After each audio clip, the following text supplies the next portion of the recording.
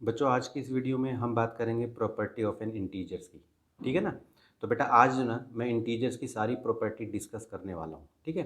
तो मैं चाहता हूँ कि आप इस वीडियो को बेटा पूरा लास्ट तक देखो यदि आपको प्रॉपर्टी समझनी है इंटीजर्स की तो। ठीक है ना। और बेटा इससे पहले जो है जैसा कि मैंने पहली वीडियो में भी बताया था मैंने कि जो बेटा मैंने पहली वीडियो बनाई थी ना वो मैंने इंटीजर्स के इंट्रोडक्शन के ऊपर बताई थी मैंने आपको। तो उसमें मैंने वो सारी बातें बताई थी कि इंटीजर्स क्या होता है, इंटीजर्स को कैसे जो है नंबर लाइन पे रिप्रेजेंट करते हैं, कैसे ऐड करते हैं, सब्ट्रैक्ट करते हैं, मल्टीप्लाई करते हैं, डिवाइड करते हैं। ठीक है ना। और मैंने ये भी बात बोली थी बेटा कि क्या नाम है कि प्रॉपर्टी ऑफ इंटीजर्स पे मैं कोई सेपरेट वीडियो बना दूंगा। ठीक है, ताकि आपको अच्छे से समझ में आए। ठीक है ना। मेन चीज़ है कि आप लोगों को समझाना। तो बेटा आज हम बात करेंगे प्रॉपर्टी ऑफ इंटीजर्स की। ठीक है। तो सबसे पहले देखो आप, सबसे पहली प्रॉपर्टी होती है हमारी क्लोजर प्रॉपर्टी। ठीक है। क्लोजर प्रॉपर्टी में जब भी मैं कोई भी प्रॉपर्टी की बात करूँगा तो आपको याद रखना है कि उसमें एडिशन भी आएगा, सब्ट्रैक्शन भी होता है, मल्टीप्लिकेशन भी होता है और डिवीजन भी होता है। इस तरह से हमें याद रखना है। अब क्लोजर प्रॉपर्टी क्या होती है पहले इसको समझो आप। अगर मैंने कहा कि बेटा क्लोजर प्रॉपर्टी ऑफ एडिशन, तो इसका मतलब ये हुआ कि अगर मान लो मैंने ऐसे कहा कि a plus B is equal to C, तो ए और बी जो है ना मेरे कोई भी इंटीजर्स हो सकते हैं। तो मैंने ये कहा क्लोजर प्रॉपर्टी ऑफ एडिशन में कि यदि मैं दो इंटीजर्स को सम करता हूँ यानी कि प्लस करता हूँ तो उसका आंसर भी एक इंटीजर ही आएगा। क्लियर है। एग्जाम्पल के थ्रू समझो आप।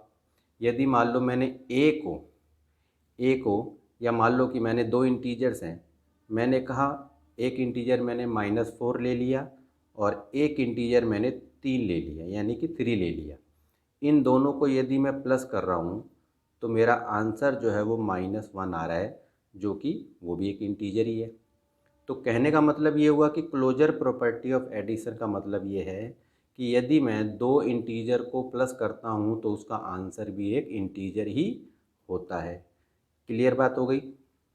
सब्ट्रैक्शन में मैंने कहा कि यदि मैं दो इंटीजर को माइनस करता हूँ तो उसका जो आंसर आएगा वो भी एक इंटीजर ही होगा। जैसे मान लो कि मैंने ले लिया 8 एक इंटीजर और उसमें से मैंने 4 को माइनस किया तो मेरा आंसर 4 आ गया।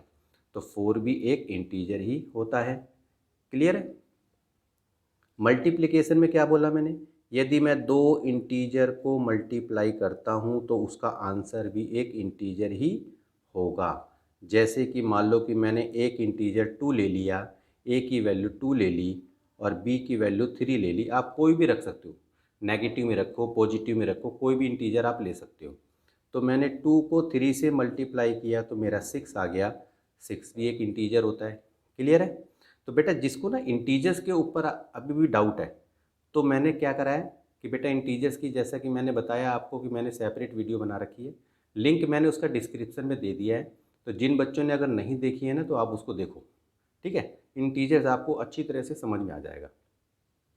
डिवीजन में क्या है बेटा, यदि मैंने कहा कि ए को यदि मैं डिवाइड करूं यानी कि दो इंटीजर को यदि मैं आपस में डिवाइड करता हूं तो उसका आंसर भी एक इंटीजर ही आएगा। ठीक है। फॉर एग्जांपल, जैसे कि मैंने -9 को 3 से डिवाइड किया तो 3 3 जा 9, -3 आ गया, जो कि खुद में भी एक इंटीजर है। तो क्लोजर प्रॉपर्टी ऑफ में आपको अच्छी तरह से समझ में आ गया। तो सारी प्रॉपर्टी में ध्यान रखना कि बेटा एडिशन, सब्ट्रैक्शन, मल्टीप्लिकेशन, डिवीजन, ये चार बातें मैं बताऊंगा। तो क्लोजर प्रॉपर्टी आपको अच्छी तरह से समझ में आ गई कि इन्हीं दो इंटीजर को सम करेंगे तो उसका आंसर भी एक इंटीजर आएगा। माइनस करने पे भी आता है, मल्टीप्लाई करने में भी आता है, डिवाइड करने पे भी आता है। ये बात आपको अच्छी तरह से समझ में आ गई होगी। ठीक है। अब बात करेंगे बेटा हम कम्यूटेटिव प्रॉपर्टी की। तो इसमें भी आप देखो ध्यान रखना कि addition, subtraction, multiplication, division. Clear है। अब कम्यूटेटिव प्रॉपर्टी क्या होती है, तो मैंने बोला कि कम्यूटेटिव प्रॉपर्टी ऑफ एडिशन। तो सबसे पहले हम एडिशन की बात करेंगे। तो जैसे फॉर एग्जांपल मैंने दो इंटीजर लिए, A plus B is equal to B plus A. अब मेरे को ये बताना है कि A plus B is equal to B plus A होता है कि नहीं होता है। क्लियर है। कहने का मतलब ये कि अगर मान लो मेरे पास दो इंटीजर हैं, दो इंटीजर को यदि मैं उसके ऑर्डर को चेंज कर दूं, जैसे मैंने ए को बी से प्लस किया और बाद में बी को आगे रख दिया और ए को पीछे रख के प्लस किया, तो क्या ये दोनों बराबर आते हैं, ये हम चेक कर लेते हैं। फॉर एग्ज़ाम्पल ए की वैल्यू मैंने मान ली 3 और बी की वैल्यू बेटा मैंने मान ली 2। क्लियर है? यदि मैंने कहा कि 3 + 2 या 2 + 3, तो क्या ये बराबर होते हैं? 3 2 5, 3 2 5, यानी कि ये तो बराबर होता है। देख लो आप, तो कोई भी संख्या आप रख लो, चाहे प्लस की रख लो चाहे माइनस की रख लो, तो कम्यूटेटिव प्रॉपर्टी ऑफ एडिशन जो है वो हमारा होता है। यानी कि यदि उसके ऑर्डर को चेंज कर दोगे और तब आप उसको प्लस करोगे तो उसका आंसर आपका सेम ही आएगा। तो commutative property of addition yes होता है। सब्ट्रैक्शन में क्या है, यदि मैं दो इंटीजर को माइनस करता हूँ उसके ऑर्डर को इस तरह से चेंज करके, तो क्या ये बराबर होता है? a minus B is equal to B minus A होता है? तो ये बेटा नहीं होता है। ठीक है, एग्जाम्पल के तौर पे देखो आप, जैसे मान लो कोई भी नंबर मैं ले लेता हूँ। ठीक है, जैसे मैंने कहा चलो यही नंबर ले लिया, ए और बी की वैल्यू मैंने ले ली। 3 - 2 इज इक्वल टू 2 - 3, 3 में से 2 गए 1 और 2 में से 3 गया -1, तो क्या ये दोनों बराबर है? नहीं। ठीक है, तो बराबर नहीं है। तो commutative property of addition subtraction नहीं होता, यानी कि a minus B is not equal to B minus A. Clear बात? मल्टीप्लिकेशन यानी कि कम्यूटेटिव प्रॉपर्टी ऑफ मल्टीप्लिकेशन क्या होता है? यदि मान लो मैंने दो इंटीजर को मल्टीप्लाई किया और उसके ऑर्डर को चेंज करके मल्टीप्लाई किया, तो क्या वो इक्वल आएगा? इसको भी समझ लेते हैं हम। यदि मैंने 3 को 2 से मल्टीप्लाई किया और 2 को 3 से मल्टीप्लाई किया, तो दोनों बराबर आ रहे हैं। तो कम्यूटेटिव प्रॉपर्टी ऑफ मल्टीप्लिकेशन जो है वो हमारा होता है। क्लियर है?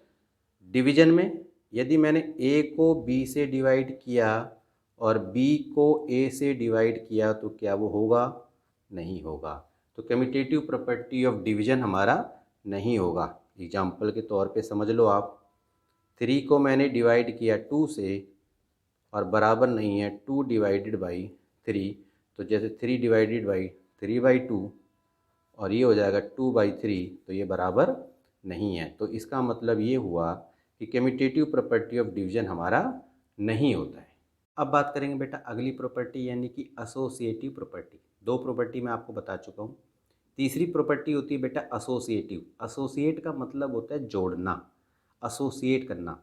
तो इसमें भी देखो आप चार आपको मिलेंगी, associative property of addition, subtraction, multiplication, division. Clear है?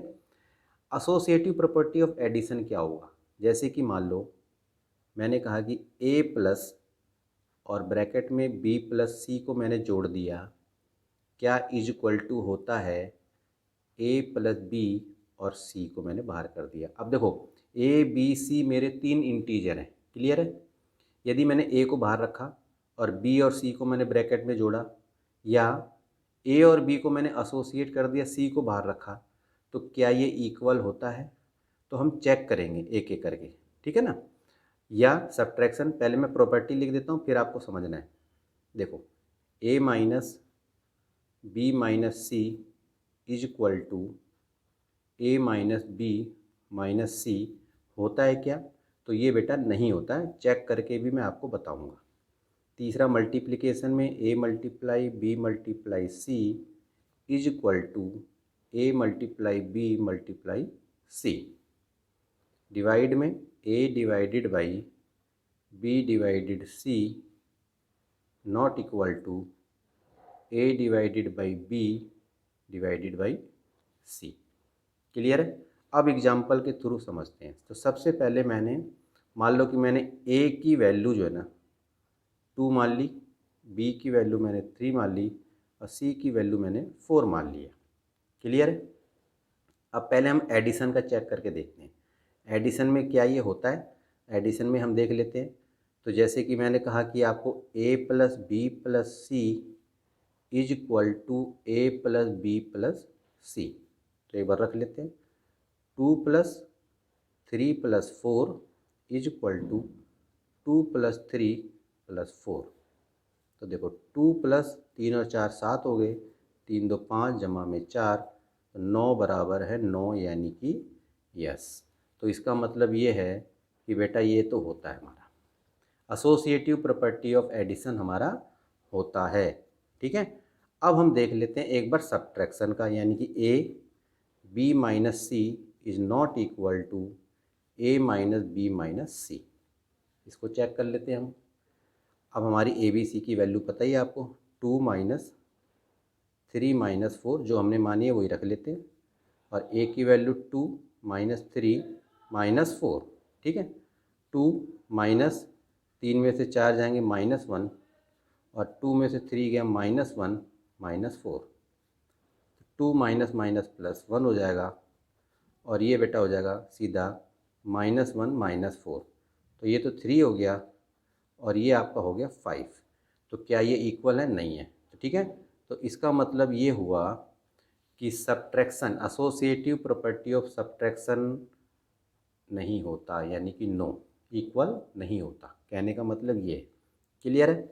अब हम बात करेंगे डिवीज मल्टीप्लिकेशन की, यानी कि A multiply B multiply C is equal to A multiply B multiply सी।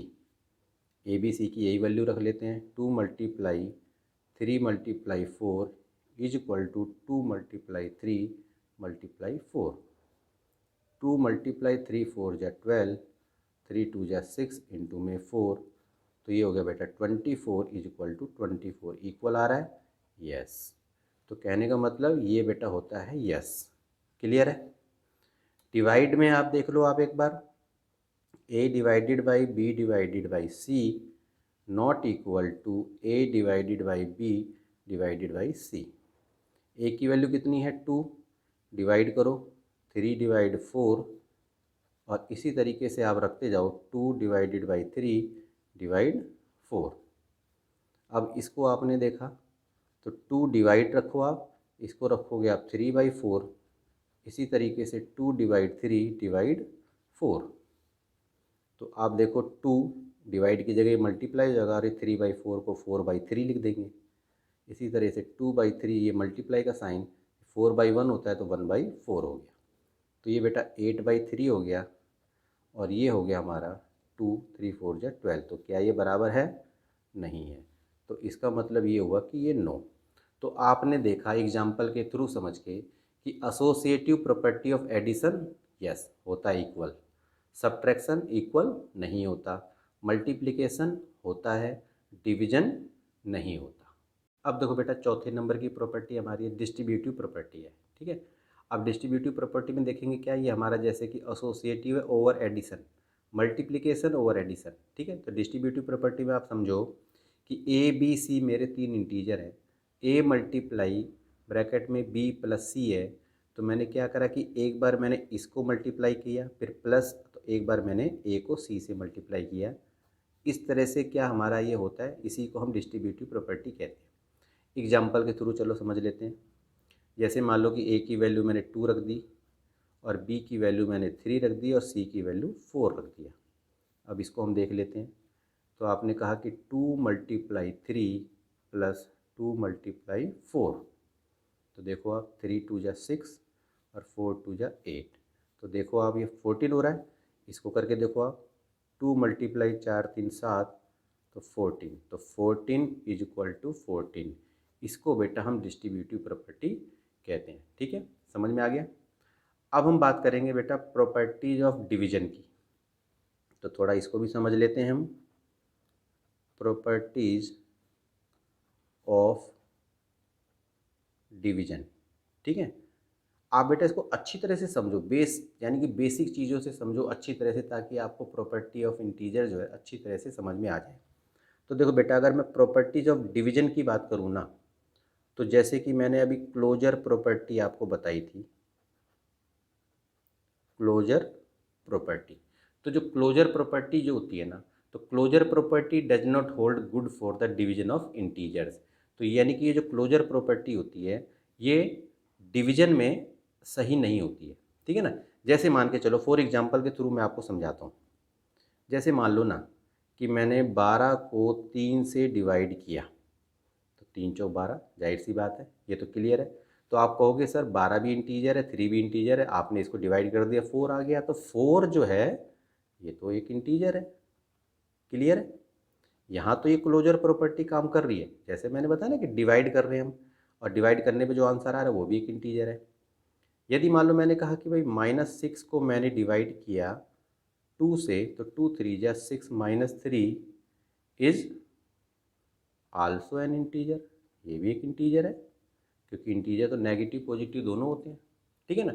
लेकिन यदि मैं 7 डिवाइडेड बाई 3 कर दूं, तो ये तो बेटा 7/3 हो गया।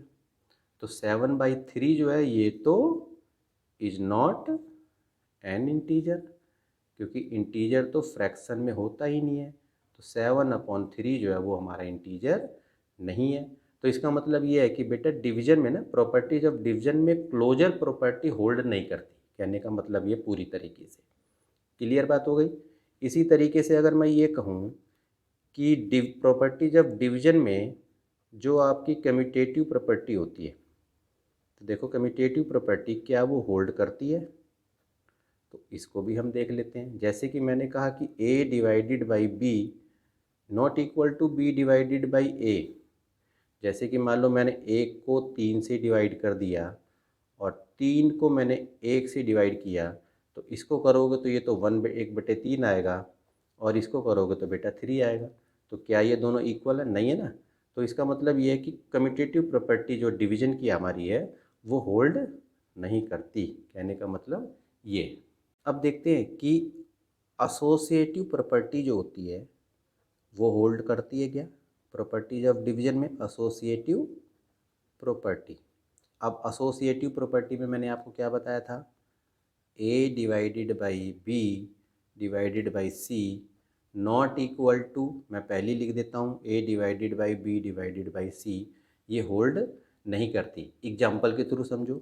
मान लो मैंने कहा कि 24 को मैंने 4 से डिवाइड कर दिया, और यहाँ पर c की वैल्यू मैंने रख दी -2, और अब यहाँ पर मैंने लिखा कि 24 a की वैल्यू है। अब b की वैल्यू मैंने क्या रखी? 4 डिवाइडेड बाई c की वैल्यू मैंने -2 मानी थी। ठीक है, इसको करली ब्रैकेट में कर देते हैं हम। अब यहाँ देखो क्या है, 4 को 4 6 24 6 आ जाएगा, और डिवाइडेड बाई -2।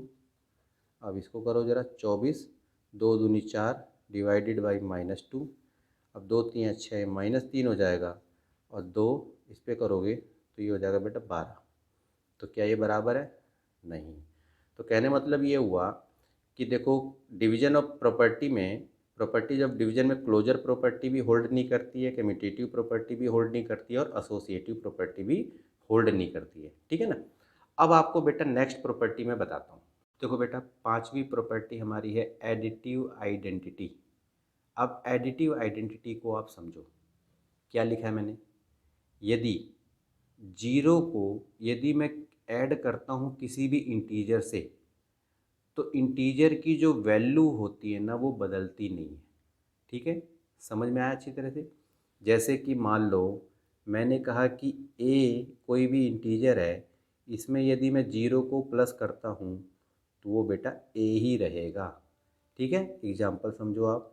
जैसे मान लो a की वैल्यू मैंने -3 रख दी, और उसमें जीरो प्लस करूँगा तो बेटा सेम का सेम इंटीजर आता है। क्लियर बात हो गई? या फिर मैं इसको ऐसे कर देता, जीरो में a को प्लस करूँ, तो यानी कि अगर मान लो जीरो प्लस -3 करूँगा तो भी मेरा -3 ही आएगा।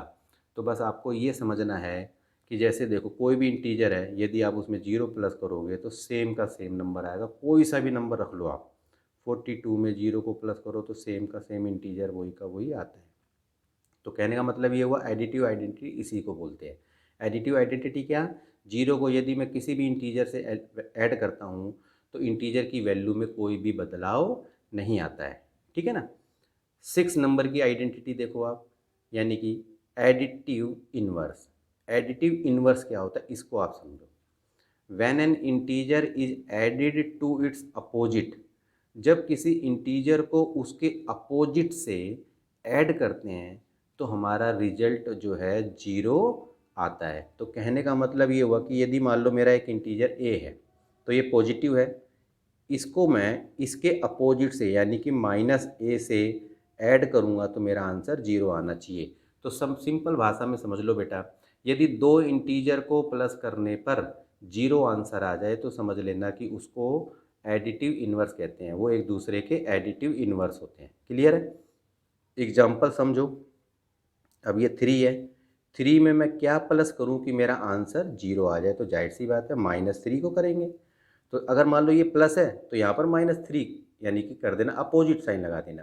तो 3 में -3 को करोगे तो मेरा आंसर 0 आएगा। क्लियर होगी बात? अगर कोई पूछे आपसे कि 12 है, 12 का एडिटिव इन्वर्स क्या होगा? तो -12 होगा।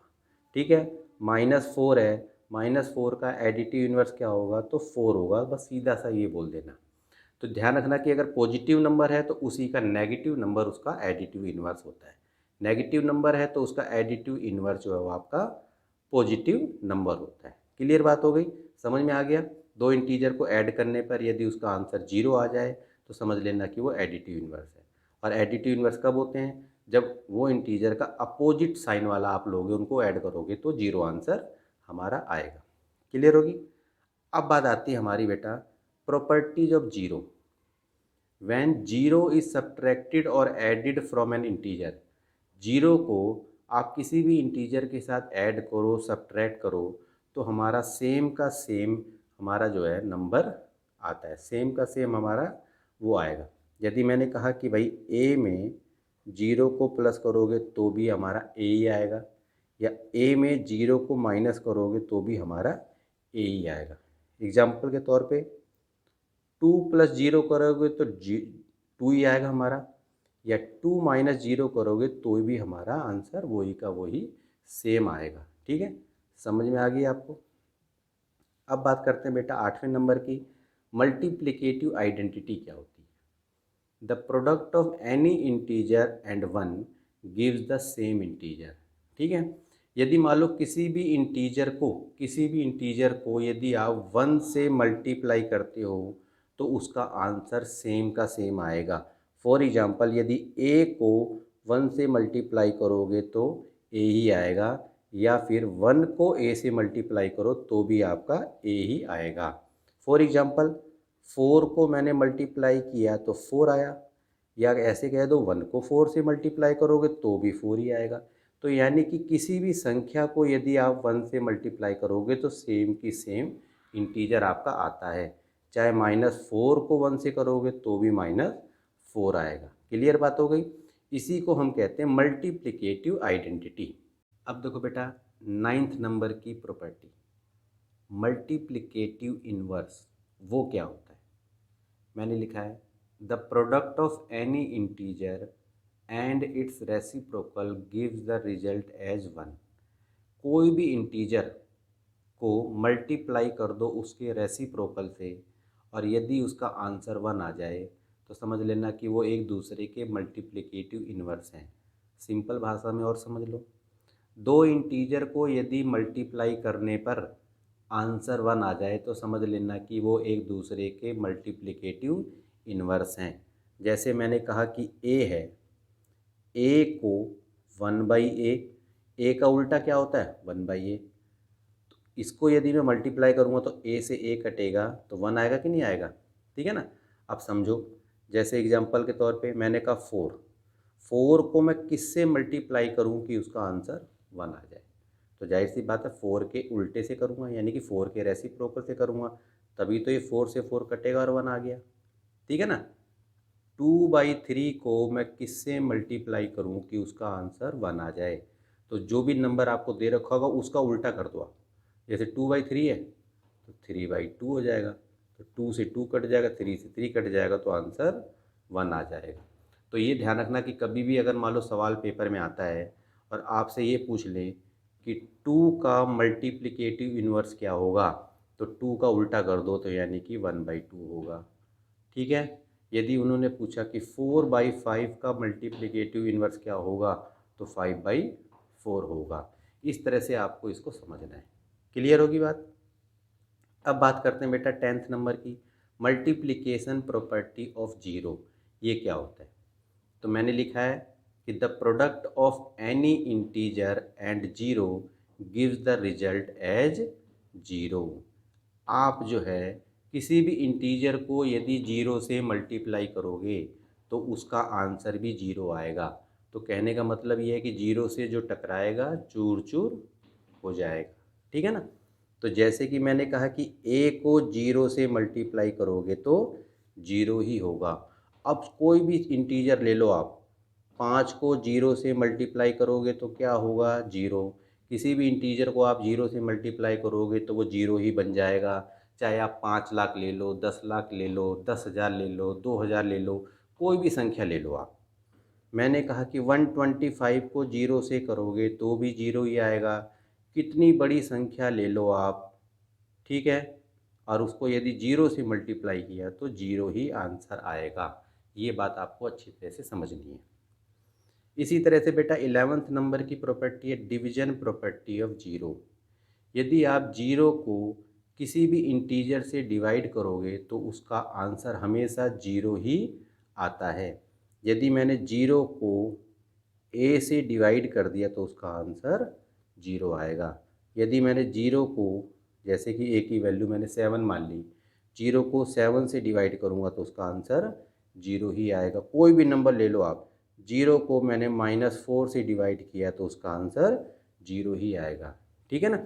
ऐसे मत लिख देना 7 डिवाइडेड बाई जीरो, तो ये कुछ नहीं होता। ठीक है, नॉट डिफाइन है ये। तो नीचे जीरो नहीं होता, ध्यान रखना अच्छे से। तो कहने का मतलब ये हुआ division property of zero, zero को यदि आप किसी भी इंटीजर से डिवाइड करोगे उसका आंसर जीरो आएगा, बस। तो बेटा आज के लिए आपको मैंने सारी प्रॉपर्टी A to Z मैंने आपको बता दी है। ठीक है। अगर बेटा आपको वीडियो पसंद आई है तो आप इसे लाइक करना मत भूलना। कमेंट करके भी मुझे बताओ कि आपको वीडियो कैसी लगी। ठीक है ना। और बेटा चैनल को भी सब्सक्राइब करो। ठीक है। और बेटा चैनल को सब्सक्राइब करके बेल आइकन को प्रेस करके बेटा ऑल पे क्लिक कर देना, ताकि मैं जब भी कोई भी नई वीडियो बनाऊंगा ना तो उसका नोटिफिकेशन आपको आराम से मिल जाए। ठीक है। तो बेटा आज के लिए इतना ही। ओके।